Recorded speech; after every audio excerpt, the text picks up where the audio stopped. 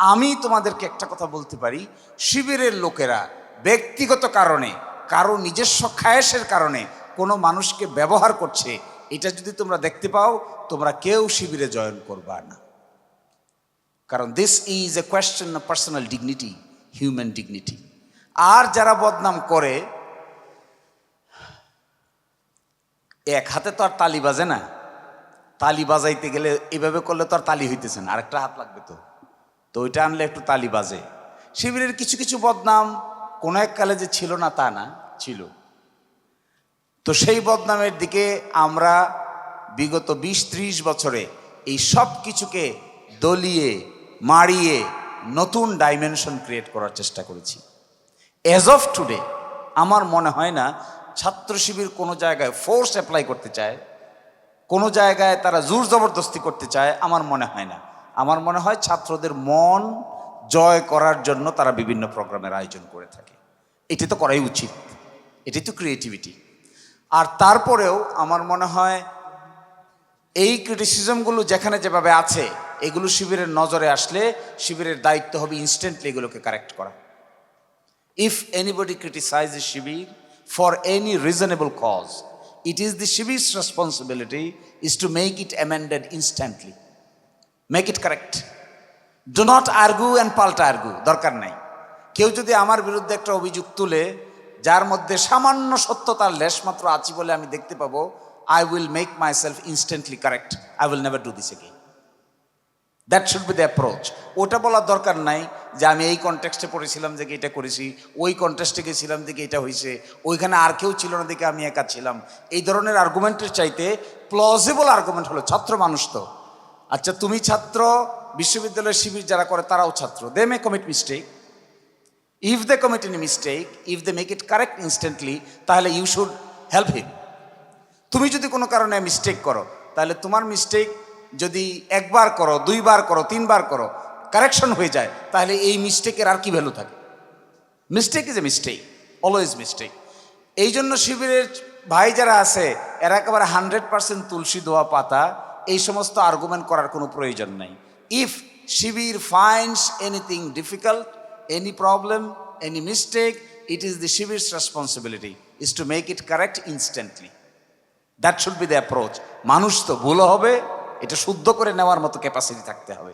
এটার নামই হলো এরর। এই এররটাকে যারা শুদ্ধ করে নিতে পারে তারা পারফেক্ট হয়। শিবিরের কিছু ইউনিক ফিচার আছে যেটা সচরাচর অন্যদের মধ্যে পাওয়া যায় না। এই ইউনিক ফিচারগুলো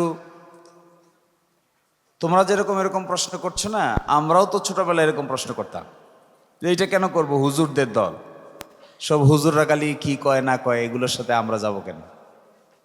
আমরা তো খুব আলট্রা মডার্ন ছাত্র ছিলাম, আমরা খুব আলট্রা মডার্ন ফ্রন্ট বেঞ্চের ছাত্র ছিলাম, ব্যাক বেঞ্চার ছিলাম না কোনো কালেই। কিন্তু শিবিরের লোকদের মধ্যে একটা ইউনিকনেস আছে। ইউনিকনেসটা হলো, যত না বেশি এখানে রাজনীতি আছে, তার চাইতেও বেশি আছে জীবনকে গঠন করার উপাদান। এই জীবনটা গঠন করতে গেলে যে ধরনের এলিমেন্টস লাগে, এই এলিমেন্টসগুলো যদি তুমি খুঁজো, রাজনৈতিক মুর্দাবাদ আর জিন্দাবাদের বাইরে গিয়া যদি খুঁজো, তাহলে দেখবা খুবই টাচি ইস্যু। আমি বিভিন্ন সময় ইন্টারভিউ বলেছি যে আমার যিনি দায়িত্বশীল ছিলেন, উনি আমারে সকালবেলা এসে ফজরের নামাজে ডাকতেন। I was hypnotised by his attitude, যে এই লোকটা সকালবেলা এসে তো কষ্ট করে আমার ডাকে কেন? নামাজ তো আমার, পড়লে লাভ আমার, না পড়লে লোকসান আমার, তো ওনার কি? উনি কেন আসে? 5 তলায় থাকতাম আমি, উনি থাকতেন 5 তলায়, আমি থাকতাম এফ রহমান হলের ঢাকা বিশ্ববিদ্যালয়ের 2 তলায়, উনি থাকতেন 5 তলায়। ভোর 4:30 পৌনে 5টার সময় গরমের দিনে এসে আমার পায়ের মধ্যে একটা সুতা দিয়ে বেঁধে রাখতো। এই সুতা দিয়ে বেঁধে রেখে জানালা দিয়া ফিতা টাইনে রাখতো। উনি এসে রুমে ঢুকতে পারতেন না, অন্যরা ডিস্টার্ব হবে, ওই ফিতায় ধরে টান দিত।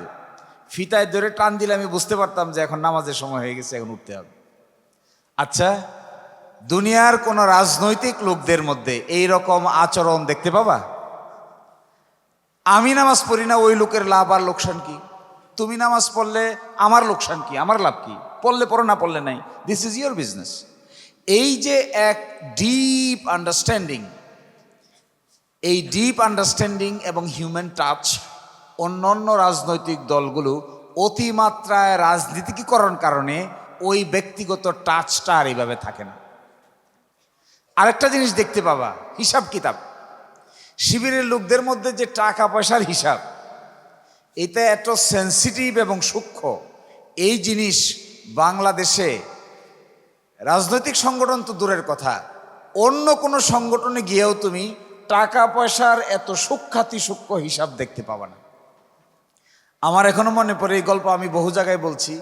আমি এক সময় এফ রহমান হলের শিবিরের টাকা পয়সা সম্পাদক ছিলাম। টাকা পয়সা সম্পাদক রে টার্মিনোলজিক্যালি ওরা বলে বায়তুল মাল সম্পাদক। তা আমার দায়িত্ব ছিল প্রতি মাসের 25 তারিখ থেকে 30 তারিখ পর্যন্ত টাকা তোলা। তা আমি টাকা তুলতাম, কেউ 10 টাকা, কেউ 5 টাকা, মতিঝিলে একজনে দিত 100 টাকা। নীলক্ষেত থেকে তখন মতিঝিল পর্যন্ত বক, এই পাশে আছে জনতা ব্যাংকের টাওয়ার, এই পর্যন্ত যাইতে রিক্সা ভাড়া ছিল 12 টাকা। তা আমি একবার হিসাব দিলাম যে এই কয় টাকা তুলতে আমার কয় টাকা খরচ হয়েছে। তার মধ্যে দেখাইলাম যে রিক্সা ভাড়া গেছে 12 টাকা নীলক্ষেত থেকে মতিঝিল পর্যন্ত। যিনি আমার হিসাব নিলেন তিনি আমারে ধরলেন, আরে আপনার মধ্যে তো বড় লোকই ভাব। বলে কি করছি আমি? কয় আপনি রিক্সা ভাড়া 12 টাকা দিয়ে এই নীলক্ষেত থেকে মতিঝিল গেছেন, এই পারমিশন পাইছেন কই? আমি কই বলে কি? তা আমি নিজে নিজে হাইটে যাব? আমারে বলল এখন থেকে বাসে যাইতে হবে। তখনকার দিনে নীলক্ষেত থেকে মতিঝিল পর্যন্ত বাস ভাড়া ছিল 2 টাকা। আমি তখন ওই পরের মাস থেকে আর কোনোদিন রিক্সায় যেতে পারি নাই। ওই মতিঝিল যাওয়ার জন্য বাসে উঠে মতিঝিল যেতাম। আমি যে কয়দিন এই টাকা পয়সার সম্পাদক ছিলাম, সম্ভবত 8 মাস, যতটুকু আমার মনে পড়ে, আমি ইচ্ছায় অনিচ্ছায় 1 টাকাও নিজের বিবেকের কাছে লুকাইতে পারিনি। Never ever possible. এই পার্টটুকু এত অ্যাকাউন্টেবল, এত জাস্টিফাইড। আচ্ছা বলো, ছাত্র শিবির কোচিং সেন্টার চালায়, রেটিনা চালায়, ফোকাস চালায়, কন্টেস্ট চালায়, সাকসেস চালায়, হাজার হাজার ছাত্ররা এখানে আসা যাওয়া করে। কোনোদিন শুনেছো যে শিবিরের লোকদের মধ্যে নিজেদের মধ্যে টাকা পয়সা নিয়ে গোলমাল লাগছে? তাইলে এই যে হাজার হাজার রেটিনা বাংলাদেশের মেডিকেল জগতের একমাত্র এবং সবচাইতে নির্ভরযোগ্য কোচিং সেন্টার, প্রায় 18-20 হাজার ছাত্র এখানে লেখাপড়া করে। তা 18-20 হাজার ছাত্র যে লেখাপড়া করে, তারা ফি দেয় না? এই ফির হিসাবটা কিভাবে মেনটেন হয়?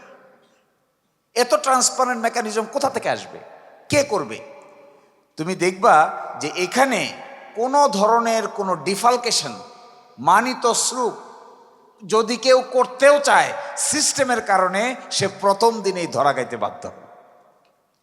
এই যে এক অ্যাপ্রোচ, এই অ্যাপ্রোচ প্রচলিত রাজনীতিতে এগুলো দেখা যায় না।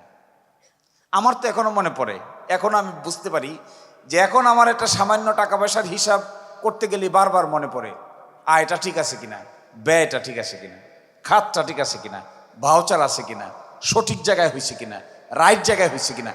এই ট্রেনিংটা আই রিসিভ ফ্রম শিবির। বারবার এটা মাথার মধ্যে কাজ করে। এই জন্য আমাদের অন্তর্গত কিংবা আমাদের আশেপাশে কোনো লোকের পক্ষে, যারা আমাদের সীমার মধ্যে আছে, এখতিয়ারের মধ্যে আছে, তাদের পক্ষে দুর্নীতি করা কোনো দিনেই সম্ভব হয়ে উঠবে না। It is such a training. তো আমি মনে করি এই ইউনিক ফিচারগুলো অন্য জায়গায় এইভাবে দেখতে পাবা না। শিবিরের লোকেরা খুব কেয়ারিং হয়, they care, each and every one they care. একজন ছোট ভাইকে সে অ্যাবিউজ করতে চায় না, মিসইউজ করতে চায় না, বরংস গাইডেন্স দেওয়ার ব্যবস্থা করতে চায়। আমি যদি তোমাকে মিসইউজ করি, একে যদি আমি মিসইউজ করি রাজনৈতিক কারণে, কি হবে? আমার বিরুদ্ধে মুর্দাবাদ জিন্দাবাদ করার জন্য ওকে আমি দাওয়াত দিয়ে নিয়ে যাব। আমি যতক্ষণ থাকবো ততক্ষণ সে মুর্দাবাদ জিন্দাবাদ, যখন আমি থাকবো না, মুর্দাবাদ জিন্দাবাদ সব কবরবাদ হয়ে যাবে। তো এর মতো একটা তোমাদের বিশ্ববিদ্যালয়ের এরকম একটা নেতৃস্থানীয় লোক, তাকে আমি মিসইউজ করতে পারি? সম্ভব এটা? যদি আমি তাকে মিসইউজ করি, তা আমার স্ট্যাটাস কি হবে? আমার স্ট্যান্ডার্ড কি হবে? আমি কিসের রাজনৈতিক নেতা হব? আমি যদি একটা অধস্তন ছাত্র সংগঠনের মানুষকে সম্মান করতে না পারি, ডিগনিটি দিতে না পারি, রেসপেক্ট করতে না পারি, ইজ্জত দিতে না পারি, আর মিসইউজ করি নিজের সুবিধা অসুবিধা মতো, তাহলে তো young generation will be misused. আমি তোমাদেরকে একটা কথা বলতে পারি, শিবিরের লোকেরা ব্যক্তিগত কারণে, কারো নিজস্ব খায়েশের কারণে কোনো মানুষকে ব্যবহার করছে, এটা যদি তোমরা দেখতে পাও, তোমরা কেউ শিবিরে জয়েন করবা না। কারণ this is a question of personal dignity, human dignity. আর যারা বদনাম করে, এক হাতে তো আর তালি বাজে না, তালি বাজাইতে গেলে এভাবে করলে তো আর তালি হইতেছে না, আরেকটা হাত লাগবে তো, তো ওইটা আনলে একটু তালি বাজে। শিবিরের কিছু কিছু বদনাম কোনো এক কালে যে ছিল না তা না, ছিল। তো সেই বদনামের দিকে আমরা বিগত 20-30 বছরে এই সব কিছুকে দলিয়ে মাড়িয়ে নতুন ডাইমেনশন ক্রিয়েট করার চেষ্টা করেছি। অ্যাজ অফ টুডে আমার মনে হয় না ছাত্র শিবির কোনো জায়গায় ফোর্স অ্যাপ্লাই করতে চায়, কোনো জায়গায় তারা জোর জবরদস্তি করতে চায়, আমার মনে হয় না। আমার মনে হয় ছাত্রদের মন জয় করার জন্য তারা বিভিন্ন প্রোগ্রামের আয়োজন করে থাকে। এটি তো করাই উচিত, এটি তো ক্রিয়েটিভিটি। আর তারপরেও আমার মনে হয় এই ক্রিটিসিজমগুলো যেখানে যেভাবে আছে, এগুলো শিবিরের নজরে আসলে শিবিরের দায়িত্ব হবে ইনস্ট্যান্টলি এগুলোকে কারেক্ট করা। If anybody criticises Shibir for any reasonable cause, it is the Shibir's responsibility is to make it amended instantly. Make it correct. Do not argue and palta argue. দরকার নাই। কেউ যদি আমার বিরুদ্ধে একটা অভিযোগ তুলে যার মধ্যে সামান্য সত্যতার লেশ মাত্র আছে বলে আমি দেখতে পাবো, I will make myself instantly correct. I will never do this again. That should be the approach. ওটা বলার দরকার নাই যে আমি এই কনটেক্সটে পড়েছিলাম দেখে এটা করেছি, ওই কনটেক্সটে গেছিলাম দেখে এটা হয়েছে, ওইখানে আর কেউ ছিল না দেখে আমি একা ছিলাম। এই ধরনের আর্গুমেন্টের চাইতে প্লজিবল আর্গুমেন্ট হলো, ছাত্র মানুষ তো, আচ্ছা তুমি ছাত্র, বিশ্ববিদ্যালয়ের শিবির যারা করে তারাও ছাত্র, they may commit mistake. If they commit any mistake, if they make it correct instantly, তাহলে ইউ শুড হেল্প হিম। তুমি যদি কোনো কারণে মিস্টেক করো, তাহলে তোমার মিস্টেক যদি একবার করো, দুইবার করো, তিনবার করো, কারেকশন হয়ে যায়, তাহলে এই মিস্টেকের আর কি ভ্যালু থাকে? Mistake is a mistake, always mistake. এই জন্য শিবিরের ভাই যারা আছে এরা একেবারে 100% তুলসী দোয়া পাতা, এই সমস্ত আর্গুমেন্ট করার কোনো প্রয়োজন নাই। If Shibir finds anything difficult, any problem, any mistake, it is the Shibir's responsibility is to make it correct instantly. That should be the approach. মানুষ তো ভুলও হবে, এটা শুদ্ধ করে নেওয়ার মতো ক্যাপাসিটি থাকতে হবে। এটার নামই হলো এরর। এই এররটাকে যারা শুদ্ধ করে নিতে পারে তারা পারফেক্ট হয়। যারা শুদ্ধ না করে উল্টা আর্গুমেন্ট দেয় এরা পারফেক্ট হয় না, এরা হয় হলো স্টাম্বলিং ব্লক, স্টাবর্ন। তো স্টাবর্ন শিবির হবে না, এটা আমার এক্সপেকটেশন। Thank you.